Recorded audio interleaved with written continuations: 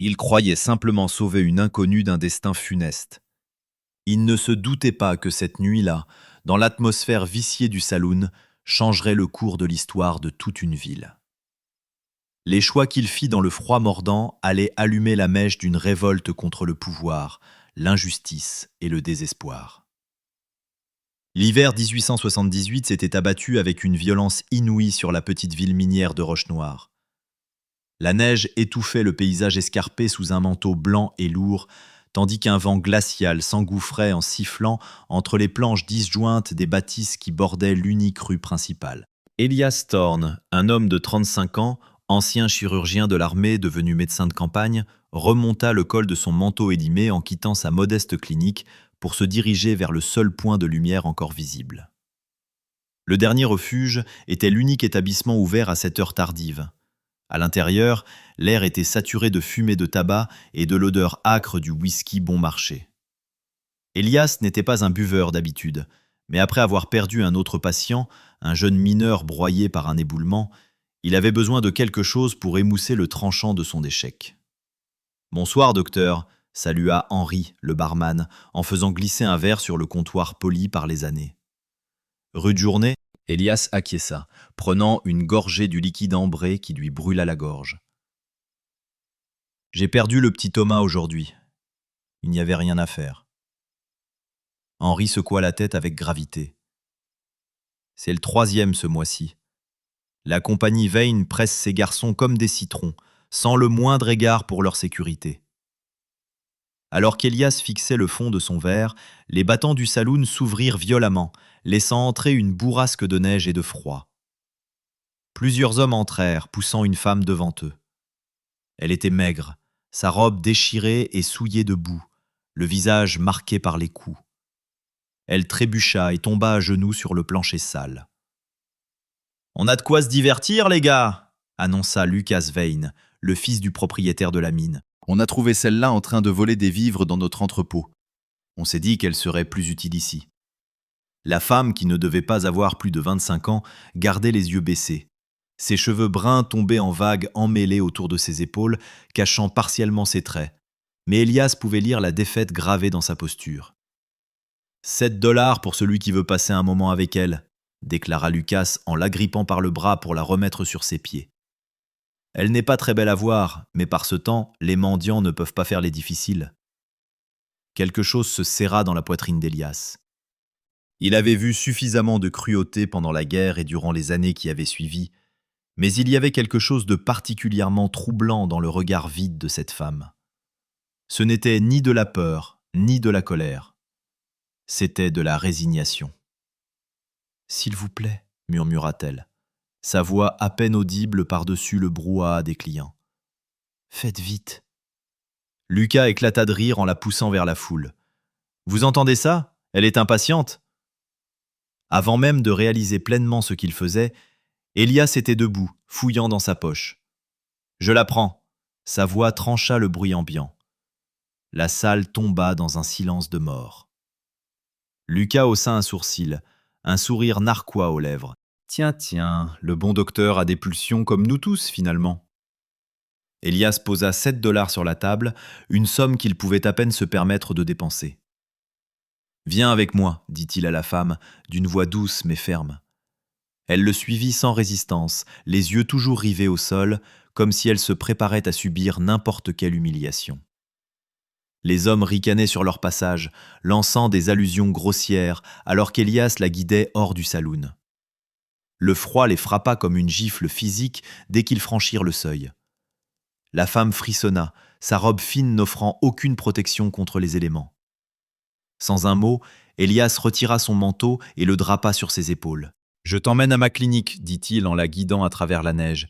Tu es en sécurité maintenant. » Elle leva enfin les yeux vers lui, la confusion et la méfiance se livrant bataille dans son regard noisette. « Pourquoi ?» demanda-t-elle, la voix brisée.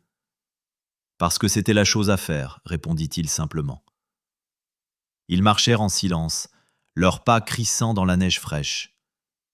La clinique était plongée dans l'obscurité à leur arrivée, mais Elias alluma rapidement une lampe à pétrole et raviva les braises du poêle pour ramener un peu de chaleur dans la pièce.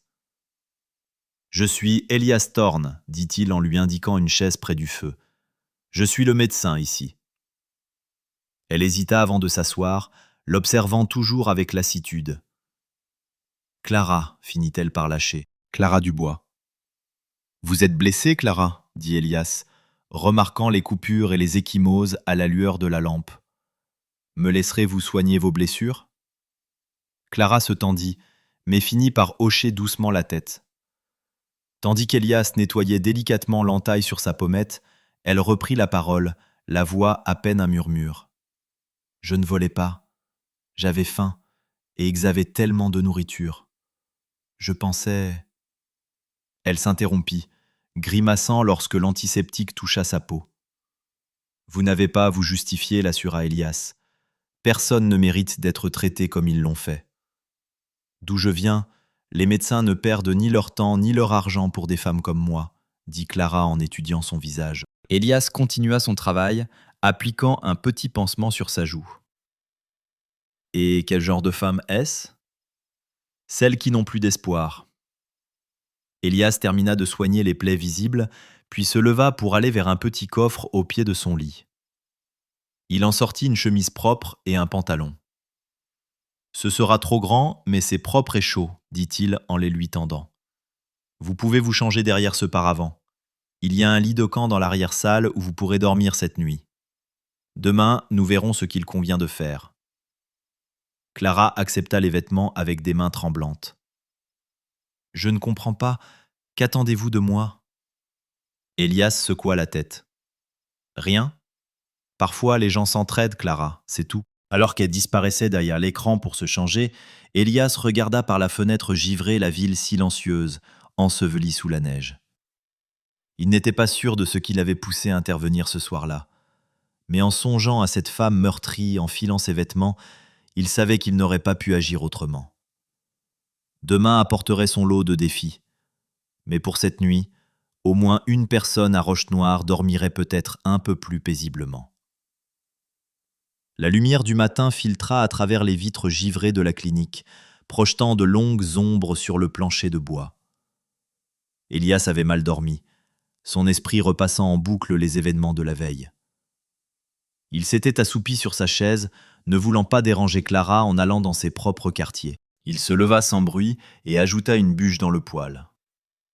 Alors que le café commençait à bouillir, il entendit des pas légers derrière lui. « Je pensais que vous seriez parti, » dit Clara, debout dans l'encadrement de la porte de l'arrière-salle. À la lumière du jour, ses blessures semblaient plus graves. Les ecchymoses violacées contrastaient crûment avec sa peau pâle. « C'est ma clinique, » répondit Elias avec un léger sourire. « Où irais-je ?»« Je voulais dire, je pensais que vous vous attendriez à ce que je sois parti. » Elias versa du café dans 2 tasses ébréchées. J'espérais que vous ne partiriez pas sans avoir au moins pris un petit déjeuner. Elle accepta le café avec précaution. Elias remarqua que ses mains étaient rugueuses et calleuses, les mains de quelqu'un qui avait travaillé dur toute sa vie. « Je n'ai pas grand-chose, poursuivit-il, mais il y a du pain et quelques conserves. Vous devriez manger. » Tandis qu'il partageait ce repas frugal, Elias étudia Clara plus attentivement. Au-delà des bleus et de l'épuisement, il décelait une intelligence dans son regard et une dignité silencieuse dans sa tenue. « D'où venez-vous, Clara » demanda-t-il doucement. Elle prit un moment avant de répondre. « De l'Est à l'origine. Mon père était charpentier. Quand il est mort, il ne restait plus grand-chose pour ma mère et moi. Elle est partie l'année dernière, emportée par la phtisie. » La voix de Clara était plate, récitant les faits sans émotion, comme s'il s'agissait de la vie de quelqu'un d'autre. Je suis venu dans l'Ouest avec un homme qui me promettait du travail à la capitale. Le travail n'était pas ce qu'il avait décrit. Elias hocha la tête, comprenant ce qu'elle laissait sous silence. « Et comment avez-vous atterri à Roche-Noire ?»« J'ai fui. J'ai couru jusqu'à ce que je ne puisse plus avancer.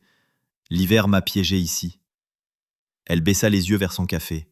« Je dormais dans les écuries quand je le pouvais, faisant n'importe quel travail disponible. Puis la neige a empiré et le travail s'est tari. » On frappa à la porte, interrompant leur conversation. Elias ouvrit pour découvrir Mathilde, l'institutrice, un panier dans les bras. « Bonjour Elias, j'ai entendu ce qui s'est passé au saloon hier soir. Ses yeux glissèrent par-dessus son épaule pour se poser sur Clara. « J'ai pensé que vous auriez besoin de vraie nourriture. » Mathilde était l'une des rares personnes en ville qu'Elias considérait comme une amie. Veuve d'une 40aine d'années, elle était venue dans l'Ouest pour recommencer sa vie après avoir perdu son mari à la guerre.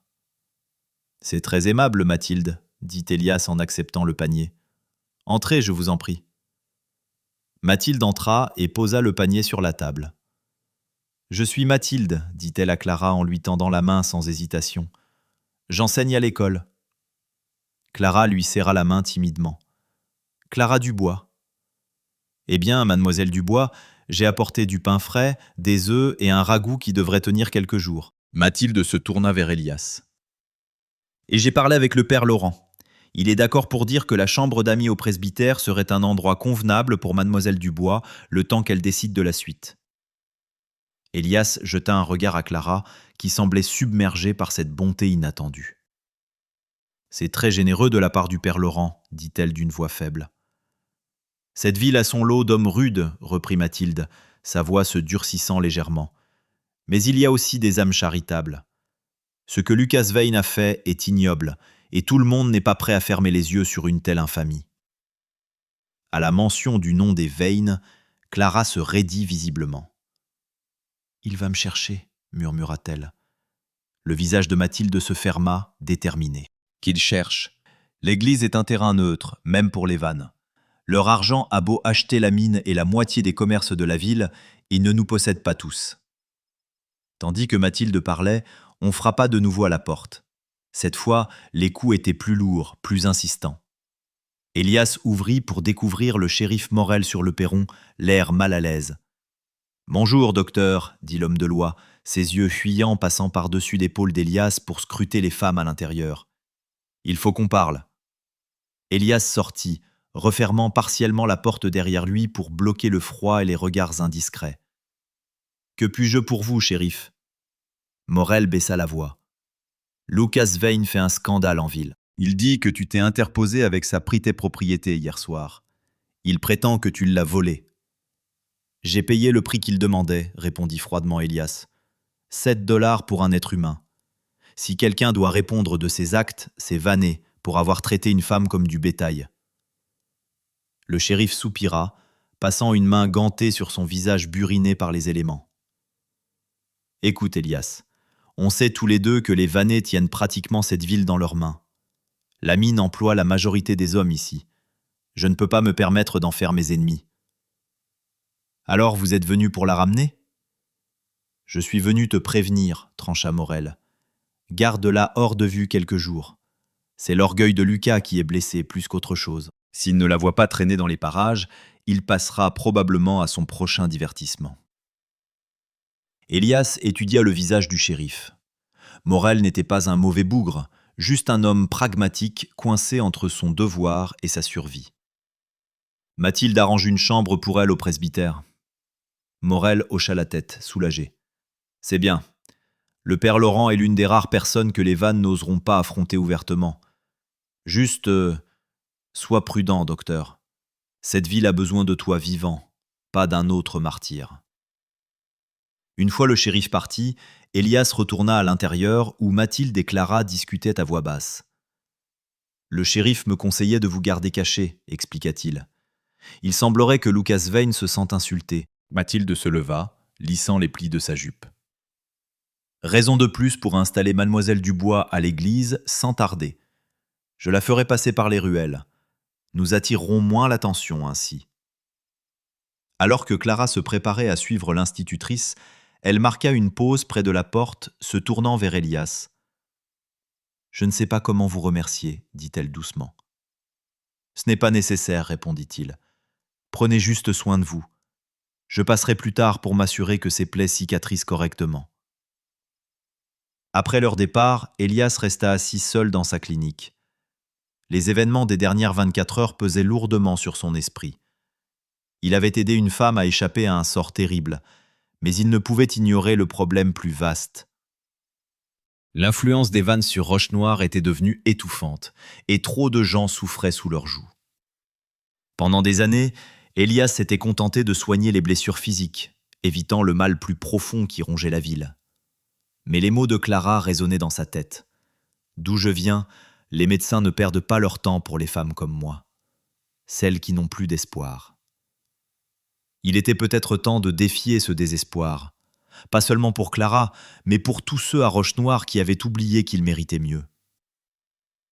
3 jours passèrent dans un calme relatif. Elias rendait visite quotidiennement à Clara au presbytère, vérifiant ses blessures et lui apportant de petits conforts, un livre tiré de sa collection personnelle, un pot de miel des ruches de la veuve Leroux, un châle plus chaud prêté par Mathilde.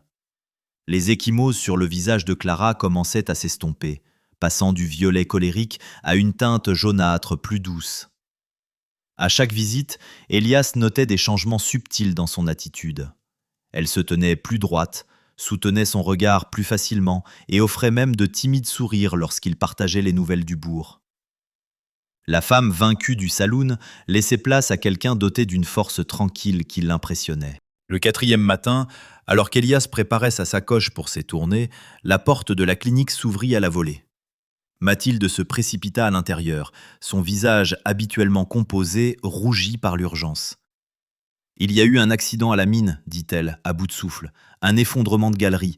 Ils amènent les blessés à la salle communale. C'est le seul endroit assez grand. » Elias saisit sa trousse et suivit Mathilde dans la rue.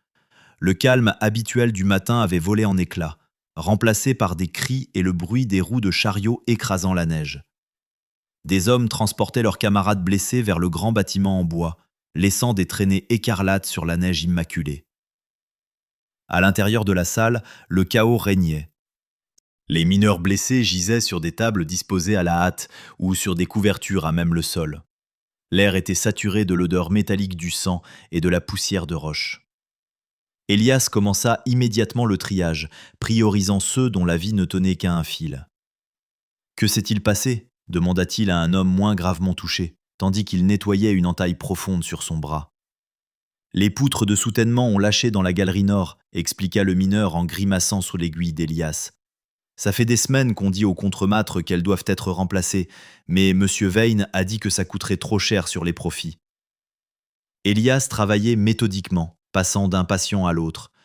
Mathilde et plusieurs autres femmes de la ville l'assistaient, apportant de l'eau, déchirant des draps pour en faire des bandages et offrant un peu de réconfort aux mourants.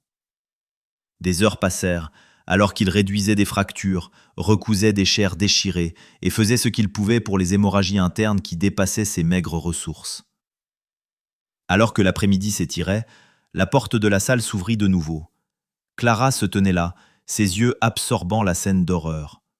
Sans hésitation, elle retira son châle et s'approcha de Mathilde. « Comment puis-je aider ?» demanda-t-elle simplement. Mathilde la dirigea vers un groupe de mineurs aux blessures plus légères qui attendaient encore des soins. De l'autre bout de la pièce, Elias observa Clara nettoyer efficacement les plaies et appliquer des pansements, ses gestes sûrs et précis. Quand il eut enfin un moment pour lui parler, Elias ne put cacher sa surprise. « Vous avez déjà fait ça ?» Clara hocha la tête en essorant un linge ensanglanté. « Ma mère était sage-femme. Je l'ai assistée pendant des années. Après sa mort, j'ai travaillé brièvement dans un hôpital avant de... » Elle laissa sa phrase en suspens, puis reprit avec plus de fermeté. « Je sais comment soigner les blessés. » Ensemble, ils travaillèrent jusqu'au coucher du soleil, soignant plus de 30 mineurs. 7 étaient morts avant même d'atteindre la ville, et 2 autres avaient succombé à leurs blessures malgré les meilleurs efforts d'Elias. Lorsque la crise s'apaisa et que les survivants furent renvoyés chez eux ou installés confortablement pour la nuit, Elias s'effondra sur une chaise, l'épuisement le submergeant. Clara lui apporta une tasse de café et s'assit près de lui. « Vous êtes un bon médecin, dit-elle doucement. Ces hommes ont de la chance de vous avoir. »« Pas assez bon, répondit Elias, hanté par les visages de ceux qu'il n'avait pas pu sauver.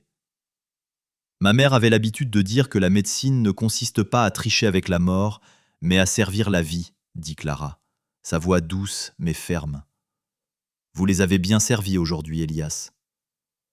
Avant qu'il ne puisse répondre, les portes de la salle claquèrent violemment. Victor Veyne, le propriétaire de la mine, entra à grandes enjambées, suivi de son fils Lucas et du shérif Morel. Le patriarche Vane était une figure imposante, au regard froid et à la barbe impeccablement taillée qui ne faisait rien pour adoucir ses traits sévères. « Où est le médecin ?» exigea-t-il, sa voix tranchant le silence épuisé de la salle. Elias se leva, faisant face à l'homme dont la négligence avait causé tant de souffrance. « Je suis là, monsieur Vane. »« Combien ?» demanda Vane, sans s'embarrasser de politesse. « 9 morts, 34 blessés, dont 12 gravement. » La voix d'Elias était clinique, masquant sa colère. Vane hocha la tête, comme si ces chiffres n'étaient qu'un inventaire de stock. « Le shérif Morel organisera l'enterrement des morts demain. Vous serez compensé pour vos services, docteur. Je veux que les hommes valides soient de retour à la mine après-demain. » Un murmure choqué parcourut la pièce. Même le shérif semblait mal à l'aise.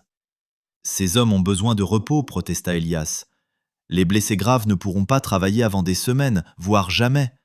Et la mine doit être inspectée correctement avant que quiconque n'y retourne. » « Je ne me souviens pas vous avoir demandé votre avis sur la gestion de mes affaires, docteur, » répliqua froidement Vane.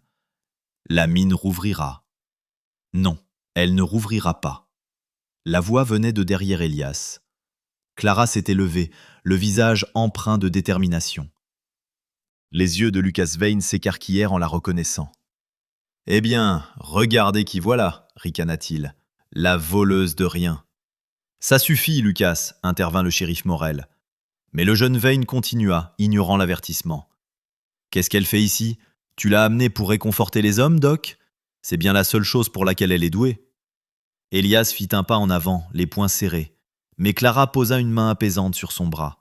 « Ces hommes, dit-elle d'une voix stable en désignant les mineurs blessés, ont risqué leur vie parce que vous avez préféré le profit à leur sécurité. Ils ont des familles qui dépendent d'eux. Ils méritent mieux que d'être traités comme du matériel jetable. » Victor Vane étudia Clara avec un calcul froid dans le regard. « Et qui êtes-vous pour me faire la leçon sur mes affaires ?»« Quelqu'un qui reconnaît l'injustice quand elle la voit, » répondit Clara. « Quelqu'un qui n'a pas peur de vous. » Pendant un instant, le silence fut total. Puis Victor Vane éclata d'un rire sans joie. « Shérif, je crois que cette femme est la voleuse que mon fils a signalée plus tôt cette semaine. Arrêtez-la. »« Sur quel chef d'accusation ?» tonna Elias. « Elle n'a commis aucun crime. »« Vol, violation de propriété, indécence publique ? Faites votre choix, » dit Lucas avec un sourire méprisant. « Je suis sûr qu'on trouvera quelque chose qui collera. » Le shérif Morel hésita, sa main restant loin de ses menottes. « Monsieur Vane, étant donné les circonstances avec l'accident de la mine, peut-être pourrions-nous... »« Refusez-vous de faire votre devoir, shérif ?» l'interrompit le père. « Rappelez-vous qui paie votre salaire. » La tension dans la pièce était palpable. Elias regarda autour de lui, observant les mineurs et les villageois témoins de l'échange. Sur leurs visages, il lisait la peur, la résignation, mais chez quelques-uns, une colère grandissante. « Si vous l'arrêtez, » dit Elias clairement, s'assurant que tout le monde l'entende, « vous devrez m'arrêter aussi. Et alors, qui soignera ces hommes ? Qui rédigera le rapport détaillant exactement comment leurs blessures sont survenues à cause de conditions dangereuses dont vous aviez été avertis à maintes reprises ?» Mathilde s'avança pour se tenir à leur côté. « Et vous devrez m'arrêter aussi. J'ai hébergé mademoiselle Dubois à l'église avec la pleine connaissance et la bénédiction du père Laurent. » Un par un, les mineurs qui en étaient capables commencèrent à se lever ou à se redresser sur leur lit de fortune.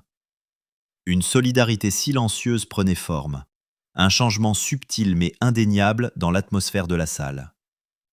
Les yeux de Victor Vane se plissèrent alors qu'il évaluait la situation. Il était habitué au pouvoir, habitué à ce que sa volonté soit faite sans question, mais même lui pouvait sentir le courant dangereux qui traversait désormais la salle communale. « Nous continuerons cette discussion demain, quand les esprits se seront calmés, » finit-il par dire. « Viens, Lucas. Nous avons des affaires à régler. » Alors que les Vane sortaient, le shérif Morel s'attarda, l'expression tiraillée. « Tu joues à un jeu dangereux, Doc, » dit-il doucement. « Ce n'est pas un jeu, shérif, » répondit Elias. « C'est faire ce qui est juste, peu importe le prix. N'est-ce pas ce que votre étoile est censée représenter ? » Le shérif n'eut pas de réponse à cela. Avec un hochement de tête qui aurait pu signifier n'importe quoi, il suivit les maîtres de la ville dans la nuit, laissant Elias, Clara et le reste des habitants panser leurs plaies et contempler ce que demain pourrait apporter. Le lendemain matin se leva sur une aube claire et glaciale, le soleil ricochant avec un éclat aveuglant sur le paysage enseveli sous la neige. Elias avait passé la nuit à la salle communale, veillant sur les mineurs les plus grièvement blessés. Clara était restée elle aussi, se déplaçant sans bruit parmi les grabats, offrant de l'eau, réajustant des bandages et murmurant des paroles apaisantes. En l'observant travailler, Elias réalisa qu'en quelques jours seulement, elle s'était métamorphosée. La femme désespérée au bord de l'abandon avait laissé place à une personne rayonnant d'une détermination silencieuse. Ce changement remua en lui quelque chose qu'il croyait enterré depuis longtemps. L'espoir. En milieu de matinée, le père Laurent arriva accompagné de plusieurs femmes de la paroisse, apportant des vivres et des linges propres. Le prêtre, un homme de haute taille aux yeux bienveillants et aux cheveux prématurément blanchis, s'approcha d'Elias. « Docteur Thorne, dit-il d'une voix suffisamment basse pour n'être entendu que de lui seul, je crois que la situation s'envenime. Victor Vane a été vu au bureau du télégraphe très tôt ce matin. Le bruit court qu'il fait venir des hommes de Saint-Paul. Pas pour travailler à la mine, mais pour rétablir l'ordre en ville. » Elias sentit un poids froid s'installer dans son estomac. « Si le train arrive demain midi, cela nous donne une journée pour nous préparer. » « Se préparer à quoi exactement ? Demanda Elias, bien qu'il connût déjà la réponse. L'expression du prêtre était grave. « À tout ce qui pourrait arriver.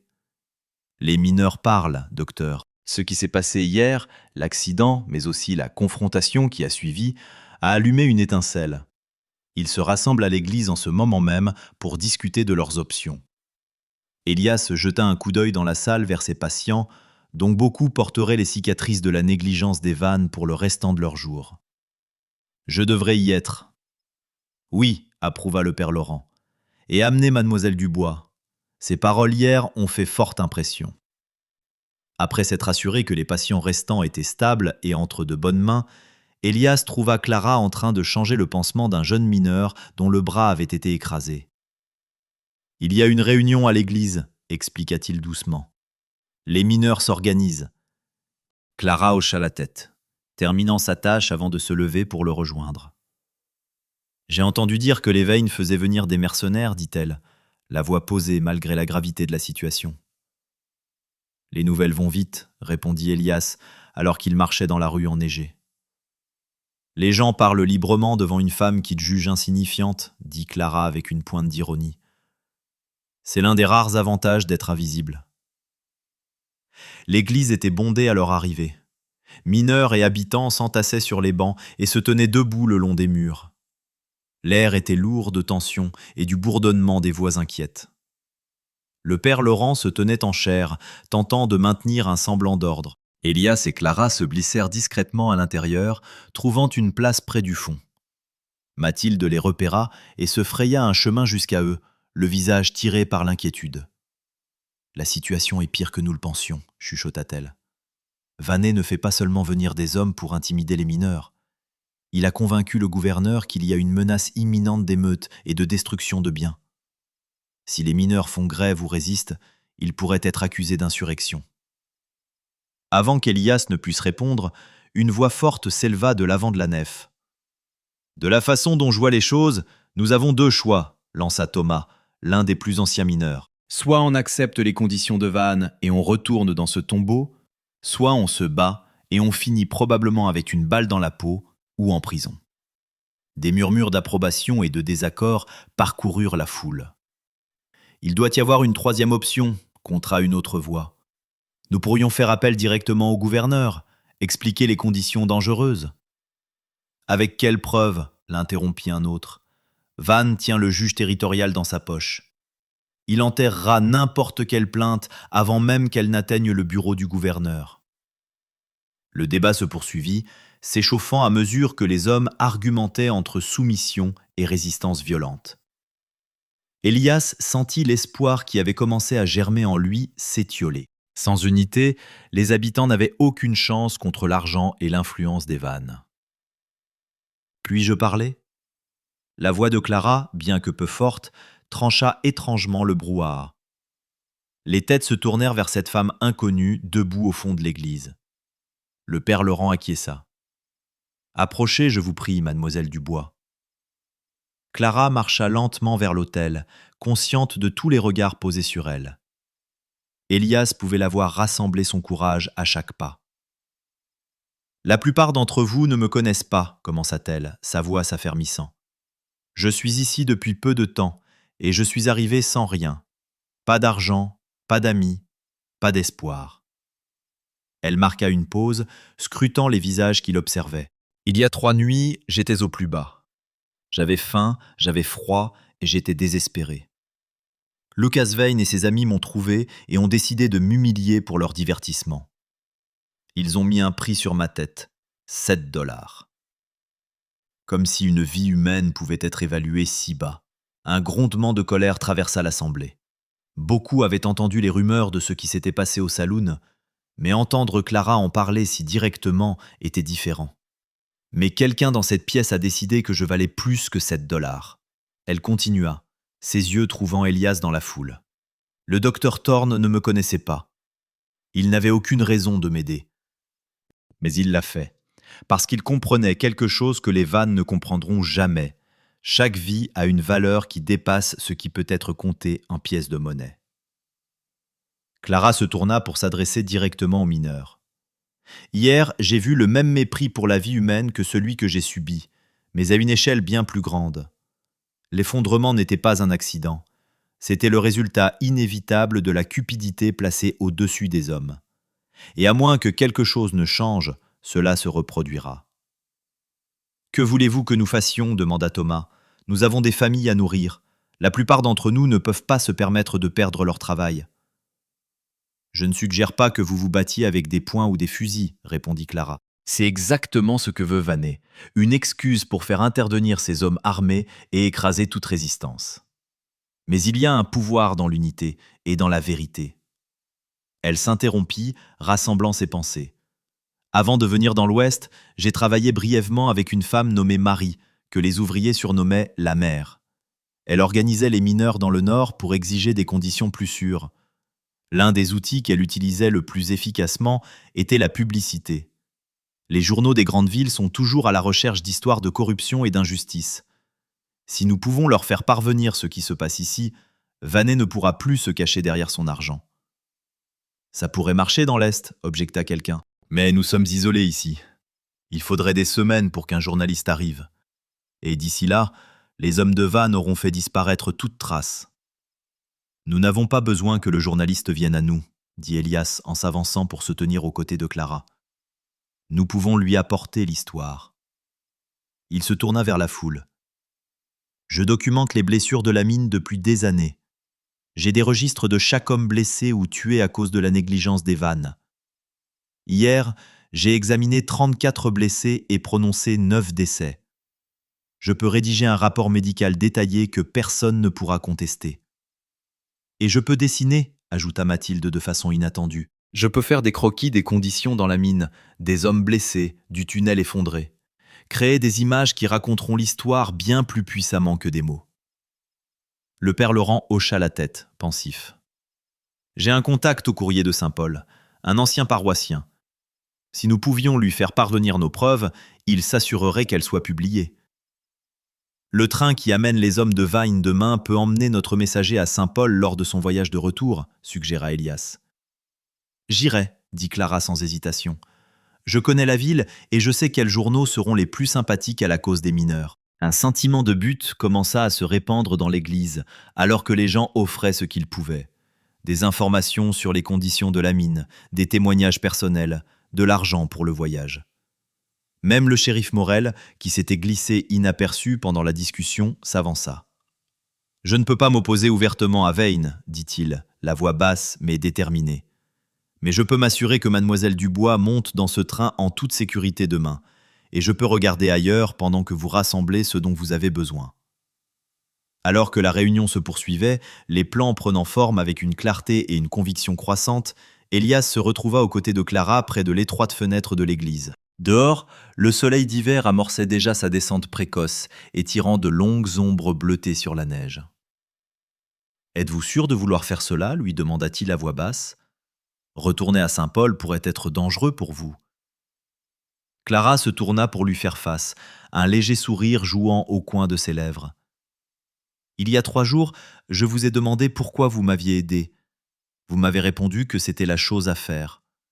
Ceci n'est pas différent. » « C'est entièrement différent, » argua Elias. « Vous ne devez rien à cette ville. Vous pourriez partir, recommencer ailleurs, redevenir invisible. » Clara secoua la tête. « Vous m'avez montré que je comptais, Elias, que ma vie avait de la valeur. Maintenant, j'ai une chance d'aider les autres à reconnaître cette même vérité en eux-mêmes. Comment pourrais-je tourner le dos à cela ?» Elias étudia son visage, y lisant une force et une résolution qui le rendaient humble. « Quand tout cela sera terminé, dit-il doucement, quand vous aurez livré nos preuves et que la vérité éclatera, reviendrez-vous » La question resta suspendue entre eux, chargée d'un sens qu'aucun des deux n'était tout à fait prêt à articuler pleinement. Clara soutint son regard, ses yeux clairs et directs. « Y a-t-il ici quelque chose qui vaille la peine de revenir ?» « Je pense que cela pourrait être le cas, » répondit Elias. « Pour nous deux. » Le reste de la journée passa dans un tourbillon d'activités. Elias compila ses registres médicaux, Mathilde réalisa des croquis saisissants des mineurs blessés et des conditions insalubres qu'il décrivait, et le prêtre rédigea une lettre à son contact au journal. À la tombée de la nuit, ils avaient assemblé un dossier accablant contre l'exploitation et la négligence des vannes. Lorsque l'aube se leva le lendemain, Elias se tenait avec Clara sur le quai de la petite gare. Elle portait le manteau le plus chaud de Mathilde et serrait contre elle une sacoche contenant les preuves qu'ils avaient rassemblées. Le sifflet du train retentit au loin, annonçant son approche. « Soyez prudente, » dit Elias, son souffle formant des nuages de buée dans l'air glacial. « Vannes a aussi des relations à la capitale. »« Je serai discrète, » promit Clara. « Et je reviendrai dès que l'histoire sera publiée. » Le train entra en gare dans un grondement de ferraille, la vapeur enveloppant le quai d'un brouillard épais. Le shérif Morel apparut depuis le bâtiment principal, leur adressant un signe de tête avant de se diriger vers les nouveaux arrivants. Une douzaine d'hommes au visage fermé, qui n'étaient manifestement pas des voyageurs ordinaires. « C'est le moment, » murmura le shérif en passant près de Clara. « Montez dans le dernier wagon pendant qu'ils sont distraits. » Clara se tourna vers Elias une dernière fois. « Merci, » dit-elle simplement. « Merci d'avoir vu de la valeur chez quelqu'un que tout le monde avait abandonné. »« Reviens-nous, » répondit Elias, la voix serrée. « Reviens-moi. » Elle sourit alors. Un sourire authentique qui illumina son visage et alluma une chaleur dans la poitrine d'Elias, malgré le froid mordant. « Je le ferai, c'est une promesse. » Tandis que Clara se glissait à bord du train et que celui-ci s'éloignait de la gare, Elias sut que, peu importe ce qui se passerait avec les vannes, quelque chose de fondamental avait changé à Rochenoir. Une femme qui avait autrefois supplié pour que son calvaire soit abrégé avait découvert sa propre puissance et, ce faisant, avait réveillé l'âme de toute une ville. La lutte à venir ne serait pas aisée. Les hommes de main de Vannes se déployaient déjà dans les rues, leur objectif clair sur leurs visages sévères et dans les armes visibles sous leurs manteaux. Mais pour la première fois depuis des années, Elias ressentait quelque chose de plus fort que la résignation familière. Il ressentait de l'espoir.